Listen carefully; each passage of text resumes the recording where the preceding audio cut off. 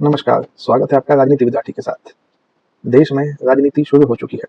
Operation सिंदूर खत्म हुए अभी चंद चंद रोज ही बीते थे, लेकिन उन शहीदों की चिता के ऊपर राजनीति शुरू हो गई है।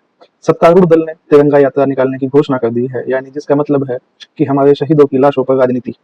अब वोट मांगे जाएंगे। जिस प्रकार पुलवामा में हुए शहीदों के ऊपर वोट मांगे गए थे, अब उसी प्रकार पहलगाम में हुए हमले व उसके बाद भारतीय सेना ने जो उसका जवाब दिया, माकूल जवाब दिया, उसकी जो कार्रवाई की, उसके ऊपर सत्तारूढ़ पार्टी अब अपना वोट का भोंडा नाच पेश करेगी।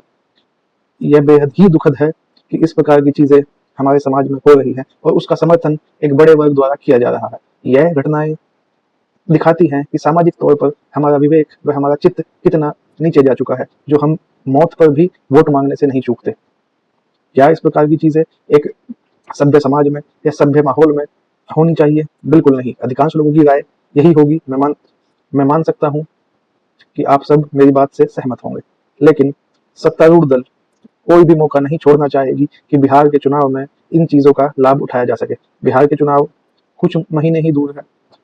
अक्टूबर के आसपास चुनाव की घोषणा हो जाएगी और नवंबर में या अक्टूबर के लास्ट में चुनाव हो जाएंगे। वहां ये मुद्दा पूरा उछाला जाएगा। शुरू तो अभी से ही हो जाएगा ये मुद्दा, लेकिन उस समय चुनाव में पूरा उछाला जाएगा।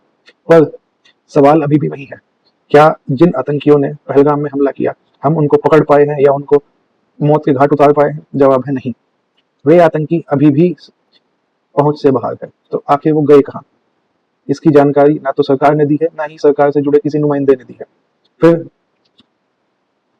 क्या हमारा बदला पूरा हो गया? क्या देश पहलगाम में हुए जितने उस दर्दनाक हादसे का बदला ले लिया?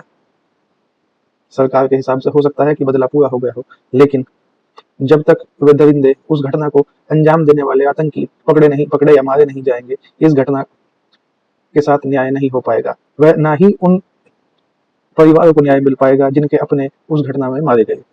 कैसे हम शहीदों के परिवार को ये बता सकेंगे कि अभी तक उनके परिवार को सदस्यों को मारने वाले लोग अभी तक जीवित हैं?